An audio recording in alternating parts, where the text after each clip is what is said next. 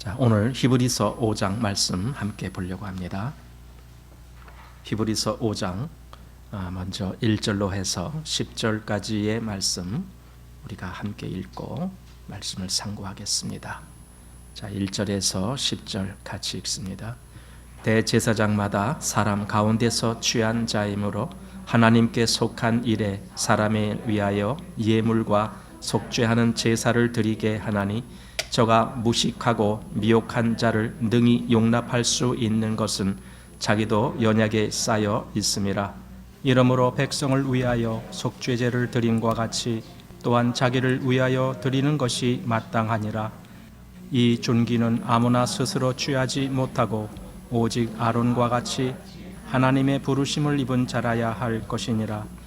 또한 이와 같이 그리스도께서 대제사장 되심도 스스로 영광을 취하심이 아니요 오직 말씀하시니가 저더러 이르시되 너는 내 아들이니 내가 오늘날 너를 낳았다 하셨고 또한 이와 같이 다른데 말씀하시되 네가 영원히 멜기세덱의 반차를 쫓는 제사장이라 하셨으니 그는 육체에 계실 때에 자기를 죽음에서 능히 구원하실 이에게 심한 통곡과 눈물로 간구와 소원을 올렸고 그의 경외하심을 인하여 들으심을 얻었느니라. 그가 아들이시라도 받으신 고난으로 순종함을 배워서 온전하게 되었은즉 자기를 순종하는 모든 자에게 영원한 구원의 근원이 되시고 하나님께 멜기세덱의 반차를 쫓는 대제사장이라 칭함을 받았느니라. 아멘. 오늘은 5장인데 5장은 대제사장에 대한 내용이 나오고 있습니다. 그리고 예수님이 과연 우리의 대제사장이 된 그것에 대해서 말씀을 해주고 있습니다.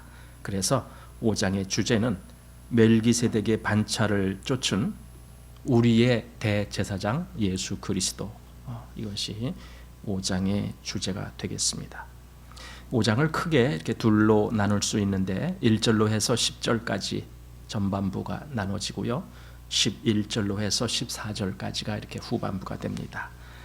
이 전반부에서는 대제사장의 신적 권위에 대해서 일종의 자격에 대해서 이런 말씀들로 되어 있습니다. 그리고 이제 11절부터 있는 그 후반부에는 성도들에 대한 약간의 그 지적이 나옵니다. 그들의 그 영적 성숙이 좀 불완전하다, 즉 미성숙한 그들의 신앙에 대해서 지적하는 그런 대목이 나오고 있습니다.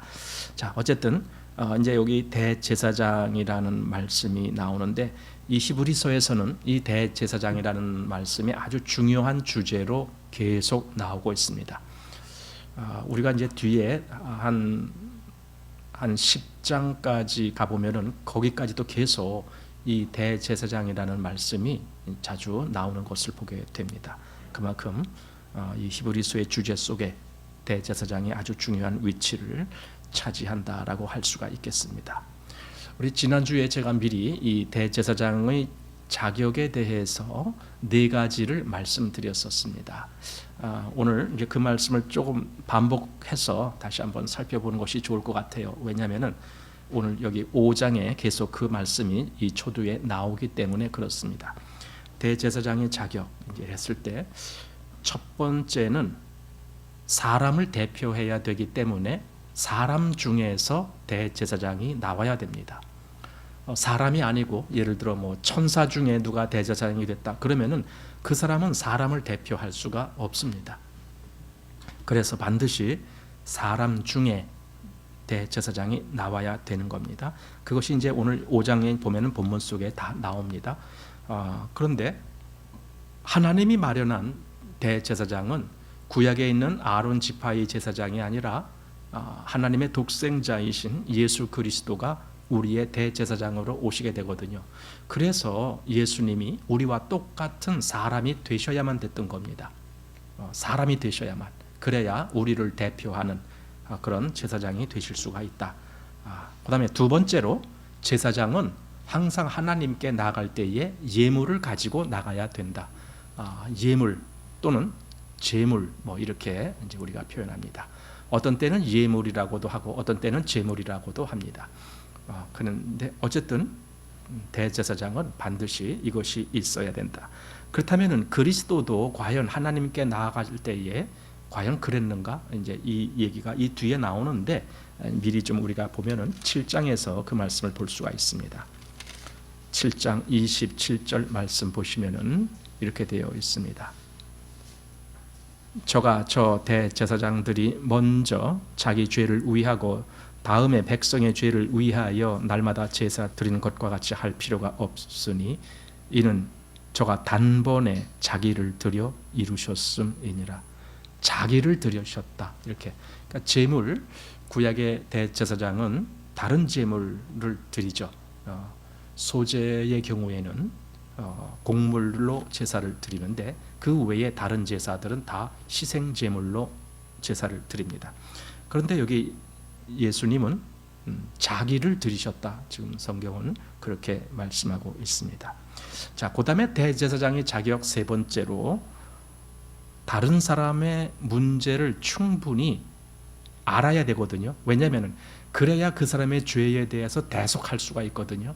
그 사람 죄를 위해서 제사를 드려줄 수가 있거든요. 다른 사람의 죄를 충분히 알지 못하면은 그것을 위해서 할 수가 없는 거예요. 이것은 일종의 변호와 같은 겁니다. 물론 꼭 그것이 들어맞지는 않지만 그래도 우리는 일종의 변호라는 것을 생각할 때에 약간 여기에 우리가 관계를 시켜서 생각할 수가 있는데, 세상에서 변호사가 변호를 하는 일을 가만히 생각해 보십시오. 어떤 사람이 이제 재판을 받게 되는데 피고가 됐습니다. 그가 정말 잘못을 해서 피고가 됐는지, 어떤 때는 잘못한 것이 없는데도 잘못된 어떤 누명을 써갖고 피고가 되고 막 이럴 때가 많잖아요. 어쨌든 이것이든 저것이든 간에 변호사를 삽니다. 변호사를 선임을 하면은 그 변호사는 지금 이 사람에게 당한 일이 어떻게 된 건지를 자세히 알아야 됩니다. 왜 그런 일이 발생했는지, 왜 이렇게 됐는지.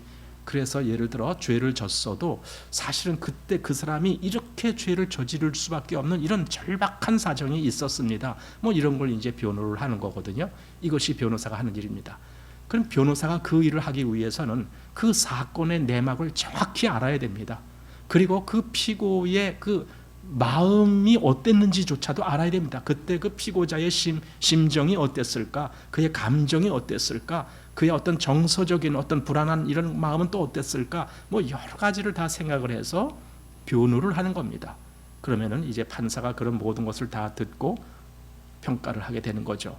그러니까 변호사가 이 피고의 어떤 사건을 변호를 하려면은 그 어떤 속속들이의 내용을 잘 알아야만 되는 것 같이, 예수님이 우리의 죄에 대해서 그것을 대속하려면은 우리의 죄가 어떤 것인지 그분이 자세히 알아야 되는 거예요. 그럼 죄의 성격만 알아갖고는 안 돼요. 우리의 마음까지도 아셔야 돼요. 이 연약한 존재의 그 마음이 어땠는가, 그걸 알아야 하나님께 대해서 우리에 대한 어떤 그 변호사로서의 그런 역할을 해주실 거 아닙니까? 우리의 중보자로서의 역할, 그걸 해주실 거 아닙니까? 그래서 우리를 잘 아셔야 됩니다. 우리의 연약함에 대해서 잘 아셔야 됩니다. 그러기 위해서는 예수님도 우리와 동일한 연약한 이런 체질을 가지셔야 되는 거예요. 그래서 경험해 보셔야 되는 거예요. 이런 체질 속에는 이런 연약함이 있습니다. 이렇게 때로는 죄를 저지를 수도 있고, 이렇게 때로는 무엇도 할 수도 있고, 이런 그런 걸 아셔야 됩니다. 물론 그런다라고 예수님이 우리처럼 죄를 저지르신 건 전혀 아닙니다. 전혀 아닌데도 우리의 이 연약성을 알기 위해서 예수님 자신도 우리처럼 이런 연약한 육신을 입으셔야 됐다라는 거지요. 그것이 우리 2장에 나옵니다. 여기 히브리서 앞에 2장 9절 말씀 보시면은, 오직 우리가 천사들보다 잠깐 동안 못하게 하심을 입은 자 곧 죽음의 고난 받으심을 인하여 영광과 존귀로 관쓰신 예수를 보니 이를 행하심은 하나님의 은혜로 말미암아 모든 사람을 위하여 죽음을 맛보려 하심이라. 예수님은 친히 이렇게 아주 약한 육체를 입으시고 똑같이 죽음까지도 당하시는 거예요.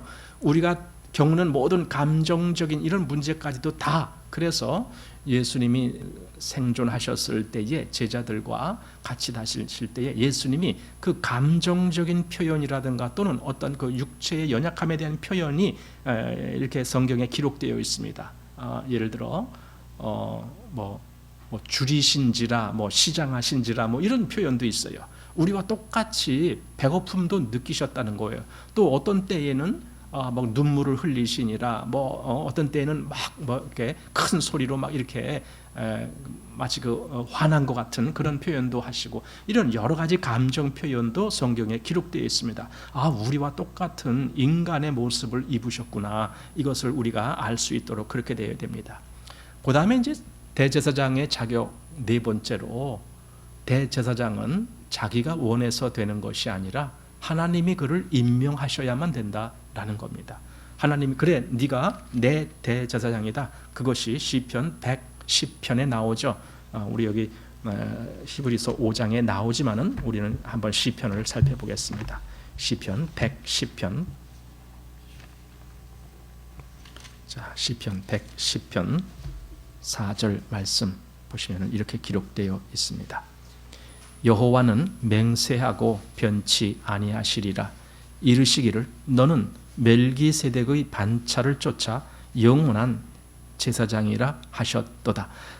그럼 이게 지금 구약, 이제 여기 110편은 다윗의 시라고 되어 있는데 구약, 그럼 예수님보다도 적어도 1000년 전에 다윗을 통해서 이 시가 기록되었다라고 하는데 그때 이미 후일에 하나님의 아들이 오셔서 그는 멜기세덱의 반차를 쫓는 영원한 제사장이 되실 거다라는 얘기를 이렇게 시편에서 해주셨다라는 거예요.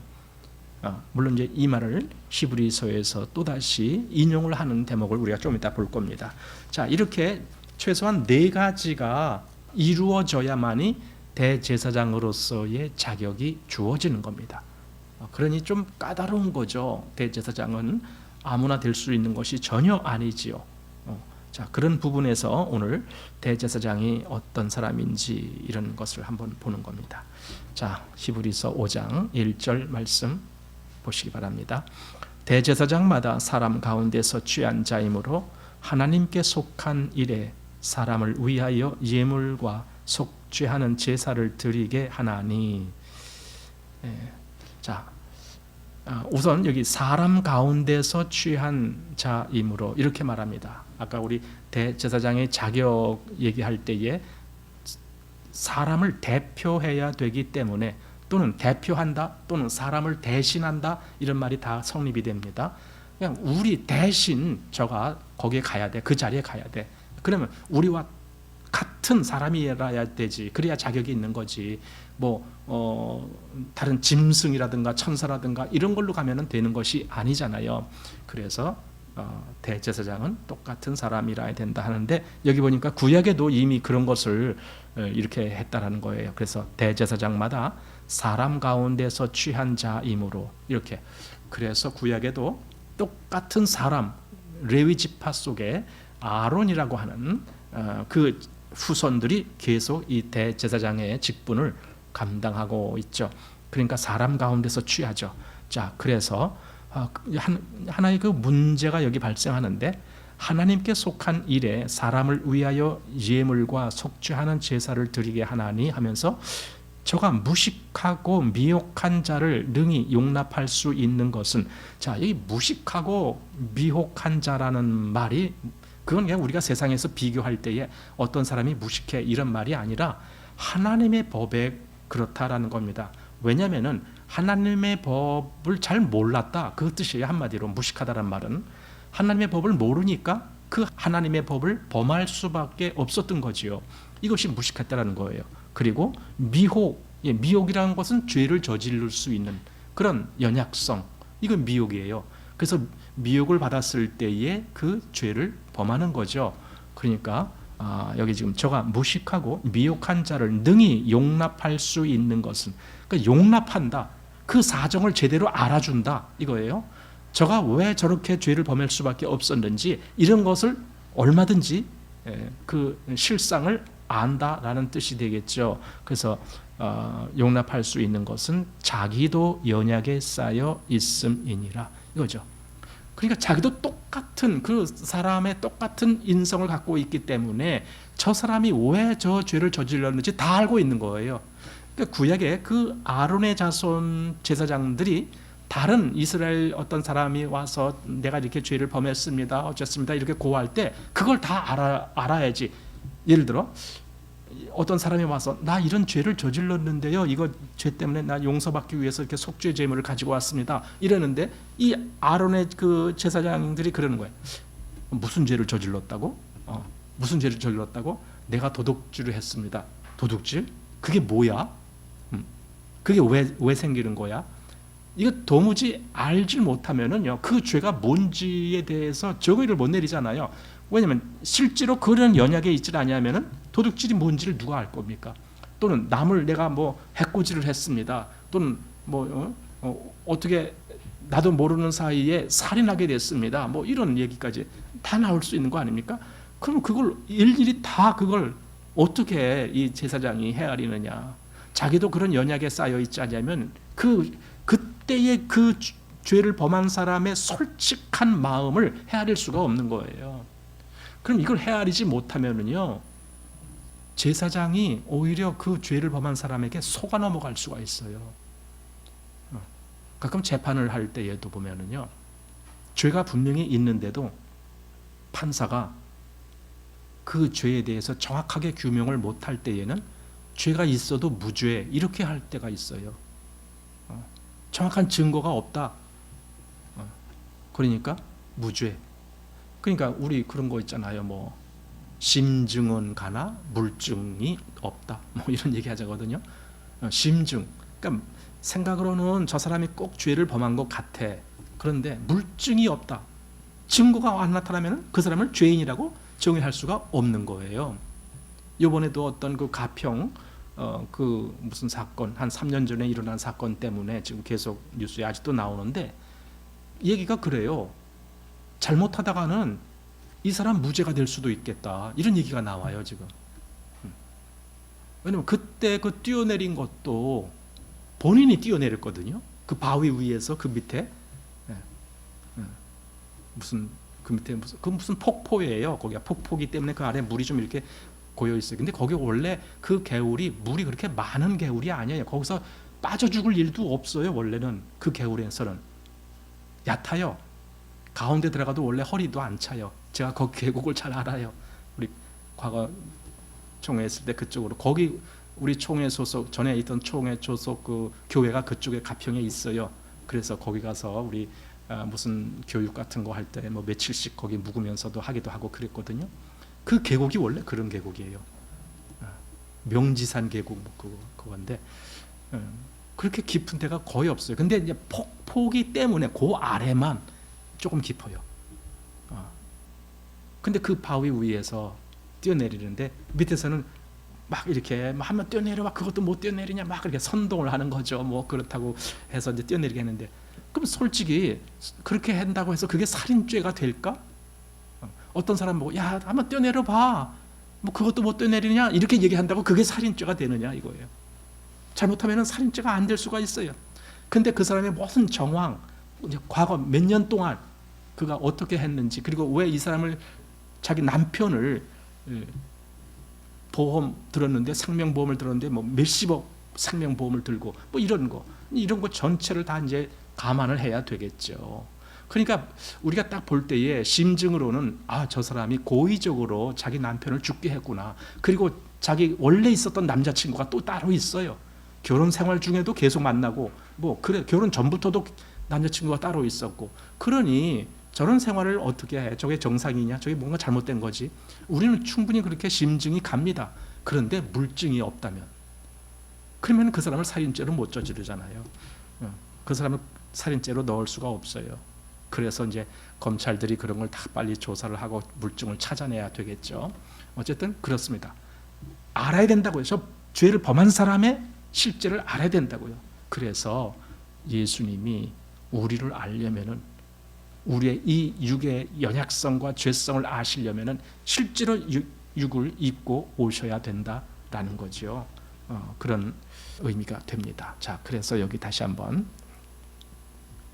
2절 말씀이었죠. 저가 무식하고 미혹한 자를 능히 용납할 수 있는 것은 자기도 연약에 쌓여 있음이니라. 용납한다. 그걸 잘 이해를 한다. 그걸 잘 납득을 한다. 뭐 그런 뜻이 되는 거예요. 그래서 대제사장은 그 자기 앞에 온 어떤 죄인들의 그 죄가 왜 어떻게 어떤 종류로 어떻게 발생했는지 이런 걸 다 알아야 되는 거죠. 그래야 진짜 그 죄가 무엇인지를 얘기할 수가 있는 거죠. 이러므로 백성을 위하여 속죄제를 드림과 같이 또한 자기를 위하여 드리는 것이 마땅하니라. 그러니까 똑같이 그 죄를 범한 사람과 똑같은 그런 연약한 그리고 죄를 범하기 쉬운 그런 존재가 됐기 때문에 자기를 위해서도 제사를 지내야 됐다. 이것이 구약 아론 지파들이 해야 됐던 그런 일들입니다. 자, 그래서 거기 한번 자세히 보면은 우선 구약의 이 아론 지파를 택하셨다라고 하는 것에 대해서 하나님이 제사장의 직분을 여기 사람 중에서 택하셨다라고 하는 게 꽤나 이것이 구약을 읽을 때 꽤 특별하다라는 생각을 좀 하게 돼요. 저도 가끔 읽다 보면 그런 느낌이 와요. 왜 하필 아론 지파를 대제사장이라고 했을까? 그 전에 레위 지파 전체를 그 성막 일을 하기 위한 제사장의 그 계보가 거기서 나오게 했잖아요. 그럼 레위 지파를 왜 그렇게 했을까? 물론 레위 지파가 하나님 앞에서 어떻게 했다 뭐 이런 건 나오지만은 하나님 굳이 레위 지파라 해야 되냐? 그리고 굳이 아론 자손이라 해야 되나? 아론 자손 그것에 대해서 우리는 좀 생각을 하게 됩니다. 그랬을 때에 아니 독생자를 하늘에서 보내신 것과 같이 대제사장도 그때 하늘에서 보내주시면 안 되나? 이거죠. 실제로 구약의 대제사장이 오신 적이 있어요. 하늘에서. 그게 멜기세덱이에요. 멜기세덱은 인간 속에서 오신 분이 아니에요. 하나님 편에서 오신 분이에요.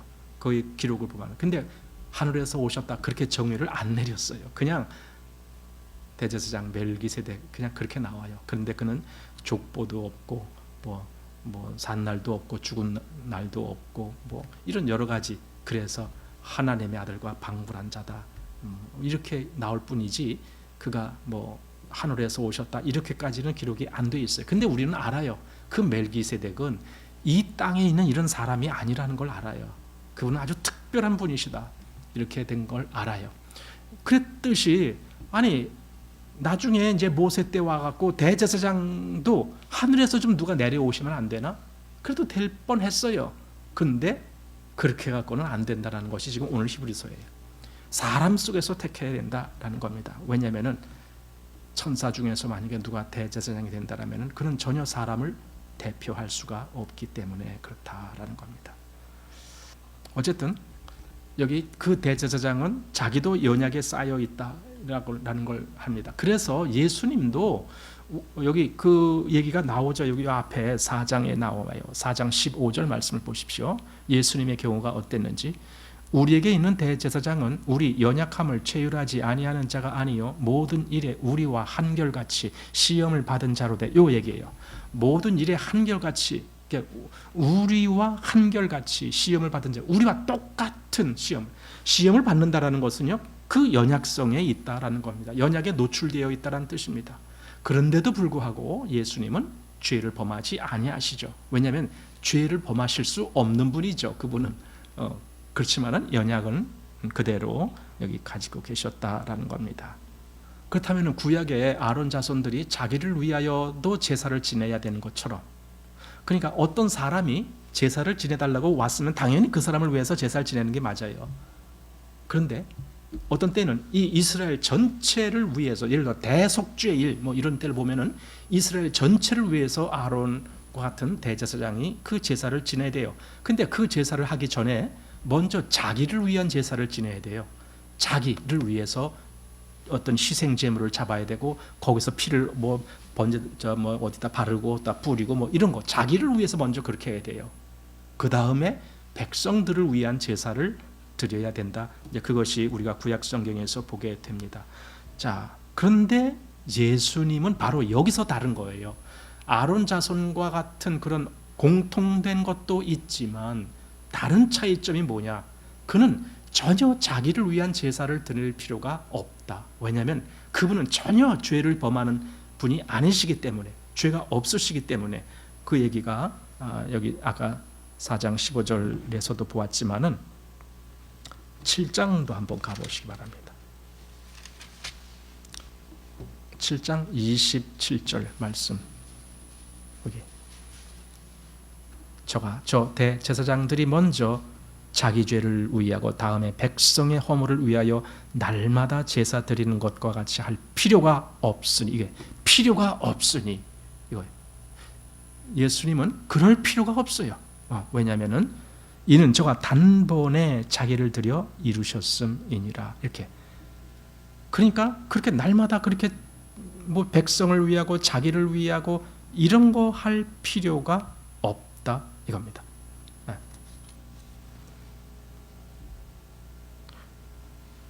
그 다음에 제사장의 자격 중에 하나님의 부르심에 대해서 여기 본문 4절에 보면 이렇게 나오고 있습니다. 이 존귀는 아무나 스스로 취하지 못하고 오직 아론과 같이 하나님의 부르심을 입은 자라야 할 것이니라. 하나님의 부르심, 그러니까 아론도 자기가 마음대로 제사장이 된 것이 아니에요. 하나님이 그를 제사장으로 임명하셨기 때문에 제사장이 된 겁니다. 이 말씀이 출애굽기 28장에 나옵니다. 그걸 한번 보시겠습니다. 출애굽기 28장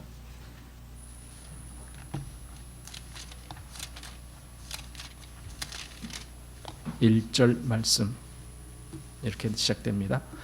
너는 이스라엘 자손 중 네 형 아론과 그 아들들 곧 나답과 아비후와 엘르아살과 이다마를 그와 함께 내게로 나아오게 하여 나를 섬기는 제사장 직분을 행하게 하되. 자, 이것이 지금 하나님이 모세에게 하신 명령이에요.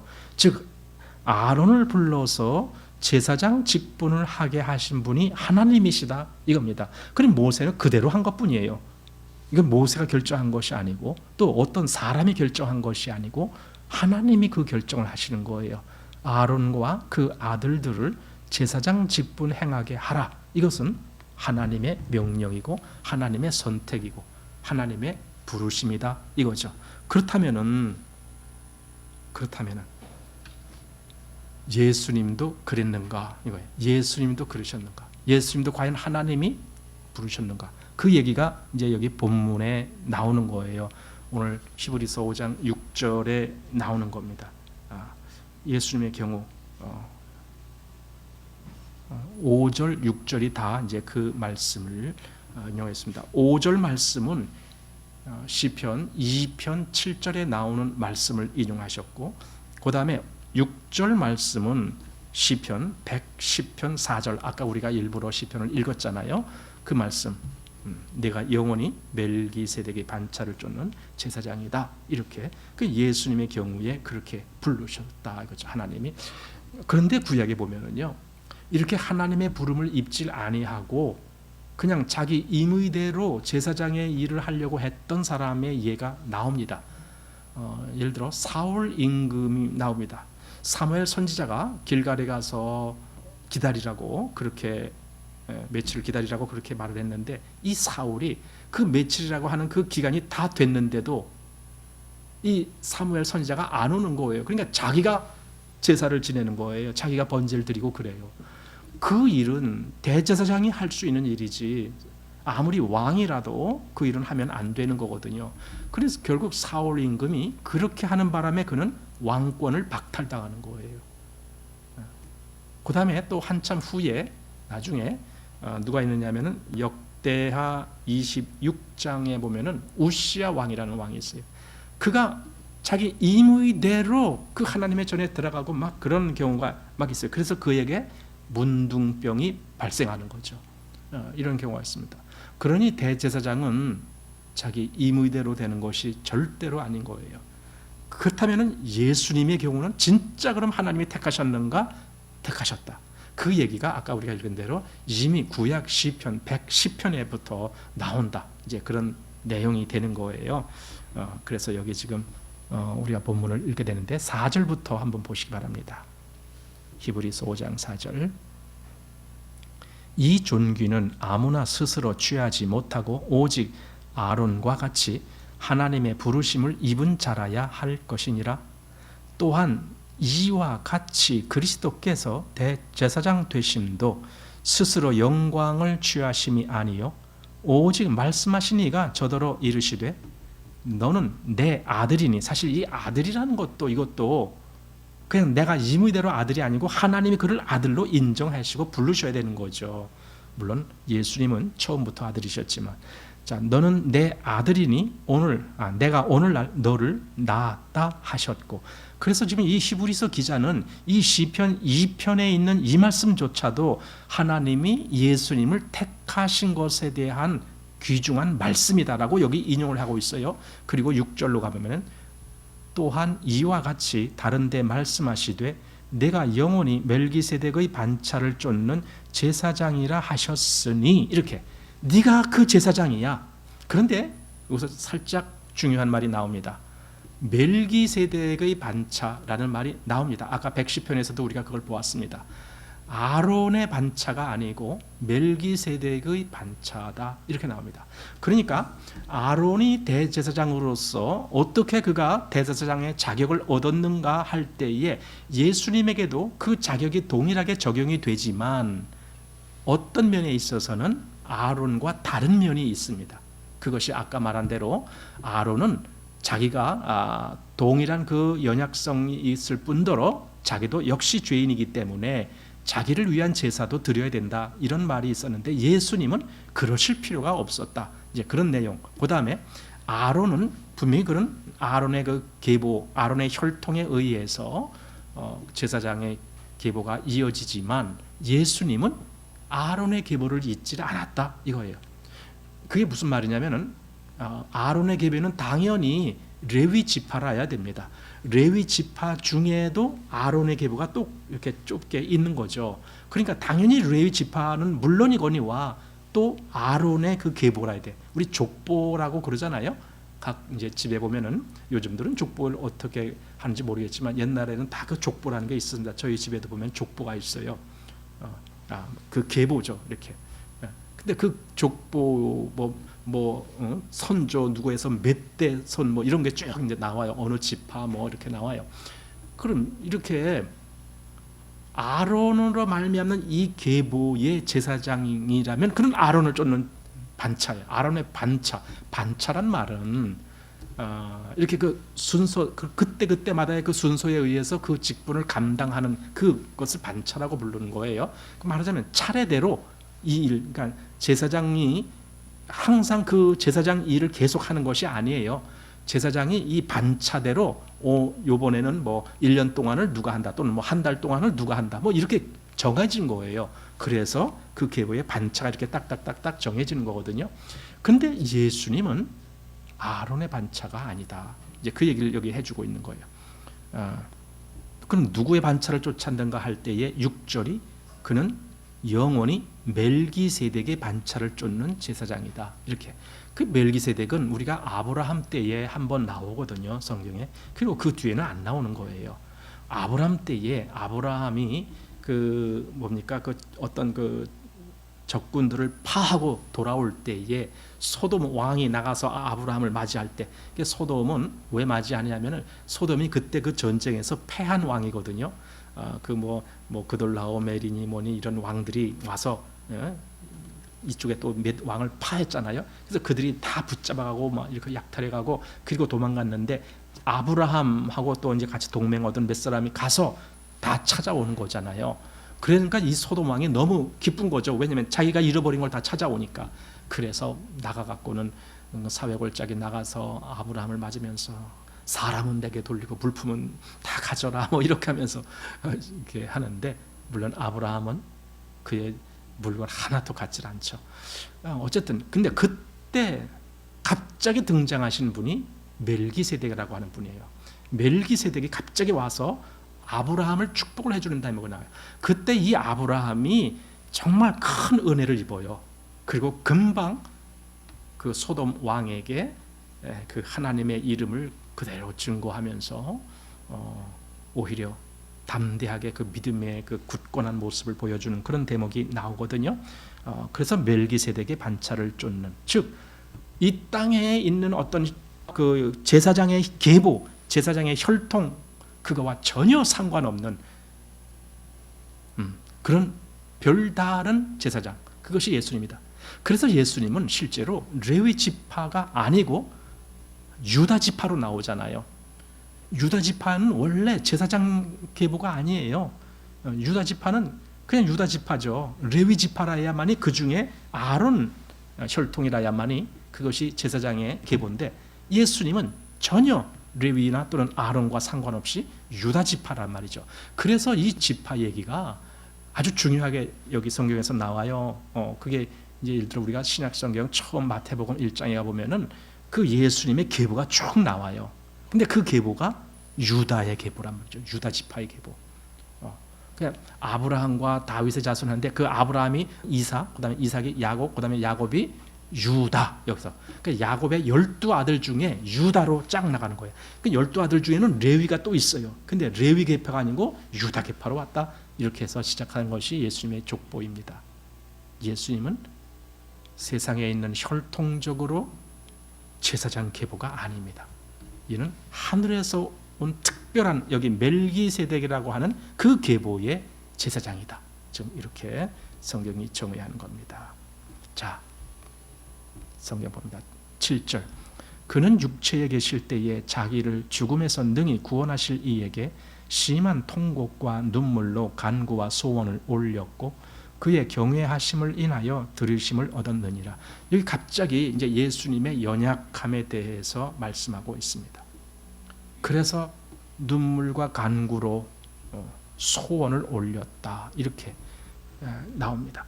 자기를 죽음에서 능히 구원하실 이에게. 그럼 이 말씀이 왜 기록되어 있느냐? 봐라, 예수님도 우리와 똑같은 그런 심정을 소유하신, 우리와 같은 육이 되신 분이다. 사람이 되신 분이다. 그에게도 이런 연약성이 있었다. 그래서 우리가 잘 알듯이 겟세마네 동산에서 예수님의 기도가 바로 그 얘기거든요. 아버지여, 할만하시거든 이 잔을 내게서 지나가게 하옵소서. 이것은 연약성에서 나온 기도거든요. 그 잔, 즉 하나님 앞에 온 세상 죄를 대신 감당해야 되는 그 잔, 세상 사람들에게 조롱받는 것은 물론이거니와 하나님으로부터도 버림을 받아야 되는, 왜냐하면 하나님도 죄를 심판하시거든요. 세상 사람들에게는 사실 세상에서는 죄 때문에 심판받는 거 아니라 모함으로 이렇게 십자가에 달리시는 거예요. 그런데 어쨌든 하나님은 그 역사를 다 하시면서 하나님도 예수님을 심판받도록 하시는 거예요. 왜냐하면 그 예수님에게 세상의 모든 죄가 그에게 다 얹혀졌기 때문에 하나님도 그를 보실 때에 죄인처럼 취급을 하시는 거죠. 그러니까 여기 그의 연약성이 그대로 노출되는 겁니다. 그는 육체에 계실 때, 여기 요 말, 육체에 계실 때, 육을 입고 계실 때, 그때 자기를 죽음에서 능히 구원하실 이에게 심한 통곡과 눈물로 간구와 소원을 올렸고, 그런데 그다음 그의 경외하심을 인하여 들으심을 얻었느니라. 그가 간구와 소원을 올렸고 했을 때의 핵심이 무엇이었을까? 우리는 예수님의 기도의 특징을 우리가 좀 알게 됩니다. 예수님이 원하시고 늘 기도하셨던 그 중심은요, 하나님의 뜻이 이루어지는 겁니다. 그것을 위해서 항상 기도하십니다. 그래서 그것을 보고 하나님께 영광이라고 말했습니다. 정말 예수님은 그 주제를 가지고 늘 기도를 하셨습니다. 그러니 여기 연약한 가운데 있다 할지라도 예수님이 아까 그 겟세마네에서 그러나 내 원대로 마옵시고 아버지의 원대로 하시옵소서라는 기도를 하셨던 그런 이유가 됩니다.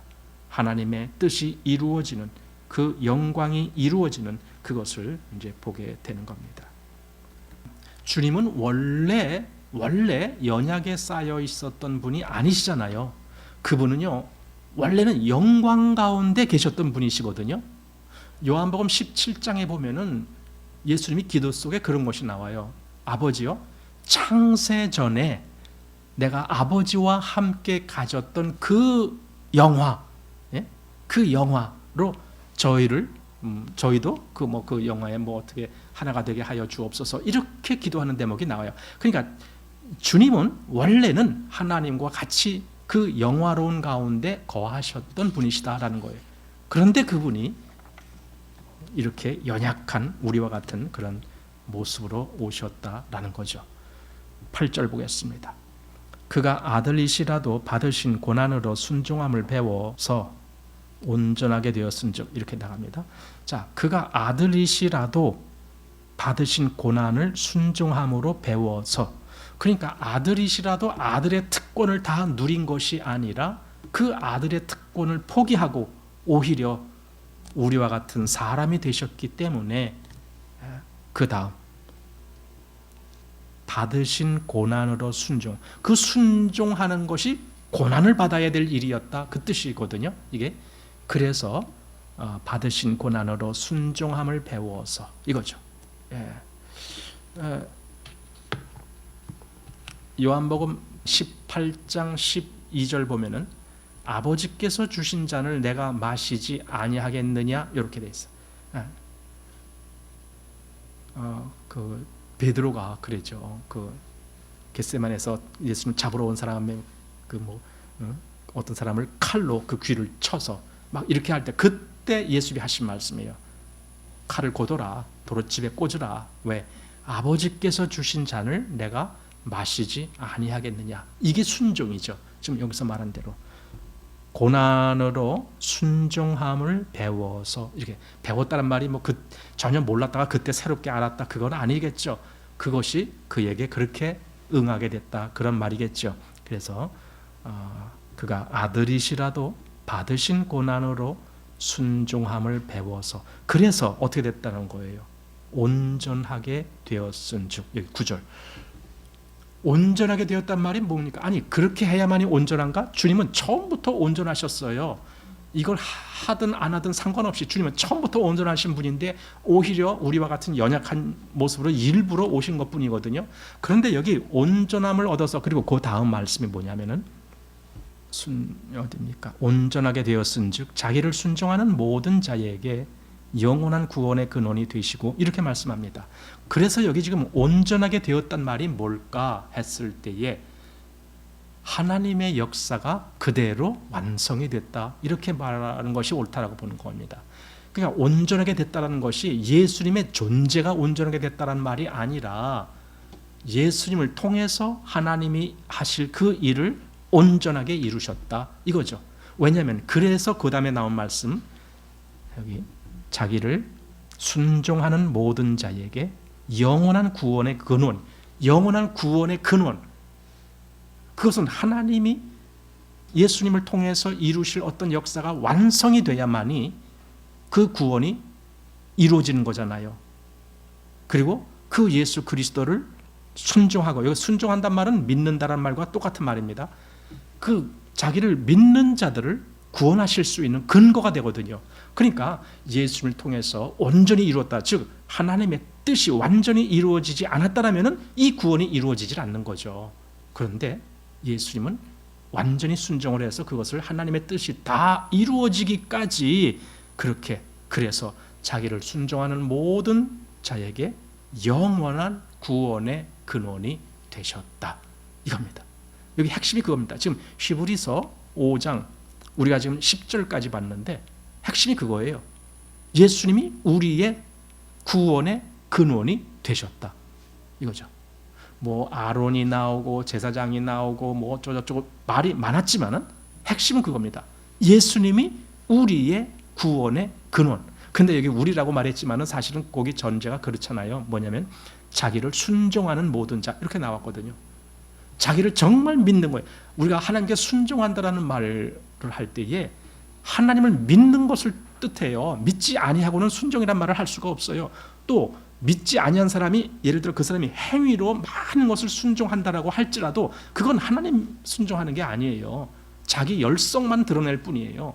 하나님 순종하는 것은 진짜 하나님을 믿음으로 따라가는 것이고, 여기 예수님을 순종하는 것은 진짜 예수님을 믿음으로 따라가는 걸 얘기하는 거예요. 그래서 순종과 믿음은 하나가 되는 거죠. 그런 자에게 구원의 근원이 되셨다 이겁니다. 예, 구원의 근원이 되셨다. 그래서 10절 하나님께 멜기세덱의 반차를 쫓은 대제사장이라 칭함을 받았느니라. 아까 우리가 앞에서 다 살펴본 대로 멜기세덱의 반차를 쫓았어. 예, 이거 예수님은 그러니까 레위 지파가 아니고 유다 지파야. 그러니까 전혀 레위 지파와는 상관이 없어. 예수님은 상관이 없어. 그 얘기가 이 뒤에서 다시 한번 나오는데 7장을 한번 보시기 바랍니다. 7장 14절 말씀부터 제가 몇 절을 한번 읽어보겠습니다. 자세히 한번 성경을 보시기 바랍니다. 7장 14절 말씀입니다. 우리 주께서 유다로 쫓아나신 것이 분명하도다. 이 지파에는 모세가 제사장들에 관하여 말한 것이 하나도 없고 멜기세덱과 같은 별다른 한 제사장이 일어난 것을 보니 더욱 분명하도다. 그는 육체에 상관된 계명의 법을 쫓지 아니하시고 오직 무궁한 생명의 능력을 쫓아 된 것이니 증거하기를 내가 영원히 멜기세덱의 반차를 쫓는 제사장이라 하였도다. 그러니까 아까 우리가 지금 5장에서 본 말씀이 여기 7장에서도 그대로 다시 한번 반복해서 아주 확실하게 예수님이 바로 아론의 반차 또는 레위 지파가 아니고 별다른 그러니까 멜기세덱과 같은 아주 별다른 한 지파. 그래서 여기서는 예수님이 유다 지파. 그러니까 유다는 전혀 제사장과는 상관없는 지파거든요. 그런데 예수님이 그 유다 지파를 통해서 오셨다. 그리고 그가 우리의 대제사장이 되셨다.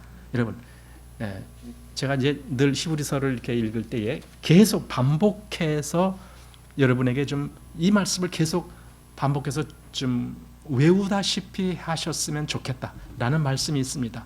그 말이 어디냐면은 8장입니다. 8장 1절 말씀입니다. 자, 여기를 한번 같이 읽어보겠습니다. 시작. 이제 하는 말의 중요한 것은 이러한 대제사장이 우리에게 있는 것이라 그가 하늘에서 우염히 보좌 우편에 앉으셨느니라. 여기 이 말씀 중에 이러한 대제사장이 우리에게 있는 것이라 이 얘기입니다. 히브리서 1장을 읽을 때도 이 생각을 해야 되고 2장을 읽을 때도 이 생각을 해야 되고 오늘 5장을 읽을 때도 이 생각을 해야 되고 그 뭐 제사장이 어쩌고 또 대제사장이 어쩌고 그가 뭐 멜기세덱 반차를 쫓아서 어쩌고 이렇게 아무리 해도 그 제사장이 그 예수님 그 멜기세덱의 반차를 쫓은 그 제사장이 우리 제사장이 아니라면 다 소용없는 거예요. 다 소용없는 거예요. 아무리 그걸 자세히 알고 아무리 그걸 자세히 뭐 설명을 하고 다 그래도 나와 상관없으면 다 소용없는 거예요. 그런데 지금 히브리서 8장 1절에서 바로 그 제사장이 우리에게 있어. 즉 우리 제사장이야. 이걸 더 세밀하게 말한다면 나의 제사장이다 이렇게 말해야 되죠. 그분이 바로 나의 제사장이셔. 그 예수님이 나의 제사장이야.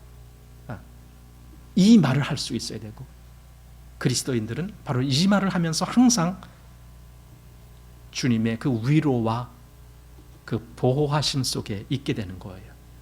예수님이 나의 제사장이야.